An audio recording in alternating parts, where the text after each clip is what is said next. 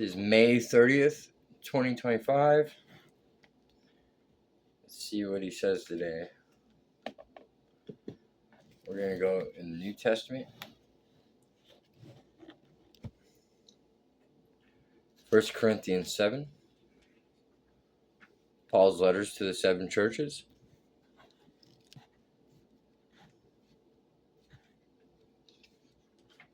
To the church of Corinth.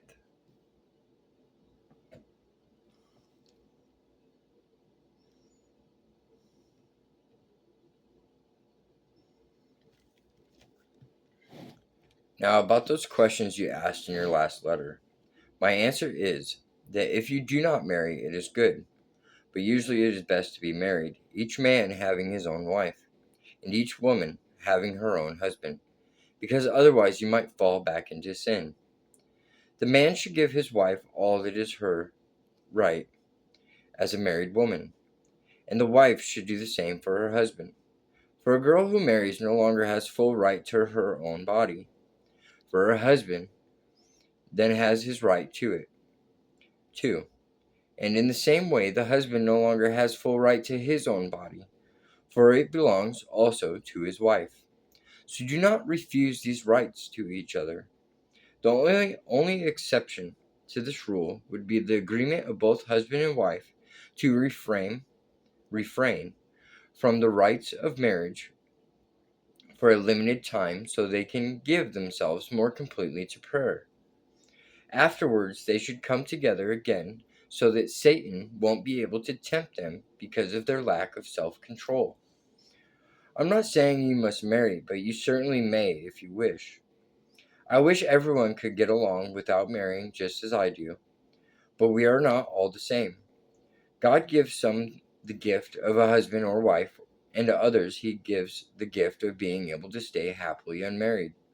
So I say to those who aren't married and to widows, better to stay unmarried if you can, just as I am. But if you can't control yourselves, go ahead and marry. It is better to marry than to burn with lust. Now, for those who are married, I have a command, not just a suggestion. And it is not a command from me, for this is what the Lord himself has said. A wife must not leave her husband, but if she is separated from him, let her remain single or else go back to him. And the husband must not divorce his wife. Here, I want to add some suggestions of my own. These are not direct commands from the Lord, but they seem right to me.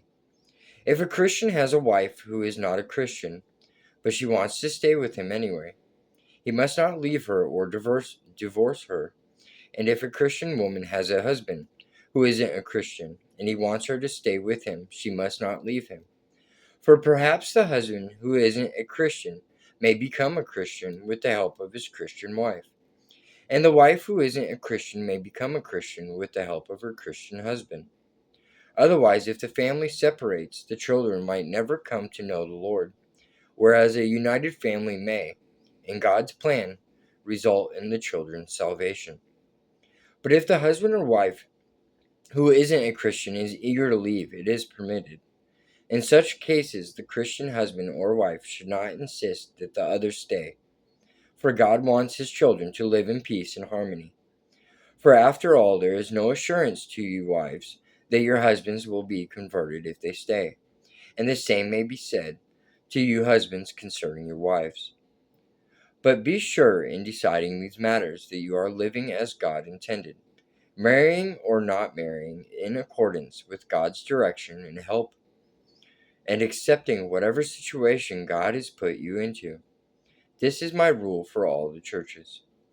For instance, a man who already has gone through the Jewish ceremony of circumcision before he became a Christian shouldn't worry about it. And if he hasn't been circumcised, he shouldn't do it now. For it doesn't make any difference at all whether a Christian has gone through this ceremony or not. But it makes a lot of difference whether he is pleasing God and keeping God's commandments. This is the important thing. Usually a person should keep on with the work he was doing when God called him. Are you a slave? Don't let that worry you, but of course, if you get a chance to be free, take it. If the Lord calls you and you are a slave, Remember that Christ has set you free from the awful power of sin. And if he has called you and you are free, remember that you are now a slave of Christ. You have been bought and paid for by Christ, so you belong to him. Be free now from all these earthly prides and fears.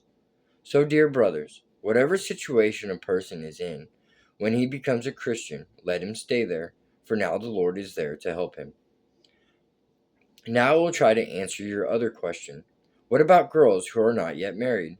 Should they be permitted to do so? In answer to this question, I have no special command for them from the Lord, but the Lord in his kindness has given me wisdom that can be trusted, and I will be glad to tell you what I think. Here's the problem. We Christians are facing great dangers to our lives at present. In times like these, I think it is best for a person to remain unmarried. Of course, if you are already are married, don't separate because of this. But if you aren't, don't rush into it at this time. But if you men decide to go ahead anyway and get married now, it is all right. And if a girl gets married in times like these, it is no sin. However, marriage will bring extra problems that I wish you didn't have to face right now. The important thing to remember is that our remaining time is very short, and so are our opportunities for doing the Lord's work. For that reason, those who have wives should stay as free as possible for the Lord. Happiness or sadness or wealth should not keep anyone from doing God's work. Those in frequent contact with the exciting things the world offers should make good use of their opportunities without stopping to enjoy them. For the world in its present form will soon be gone. In all you do, I want you to be free from worry. An unmarried man can spend his time doing the Lord's work and thinking how to please him.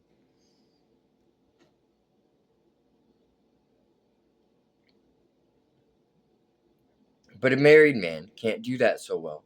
He has to think about his earthly responsibilities and how to please his wife. His interests are divided. It is the same with a girl who marries. She faces the same problem. A girl who is not married is anxious to please the Lord in all she is and does.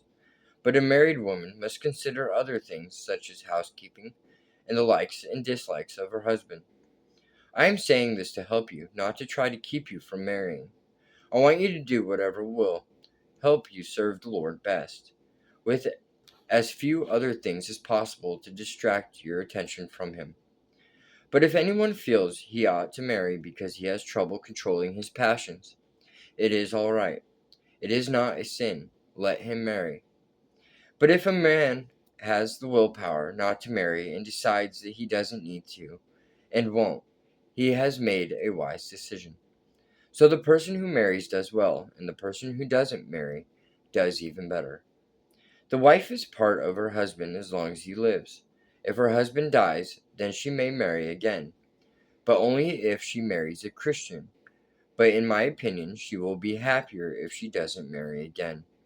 And I think I am giving you counsel from God's Spirit when I say this.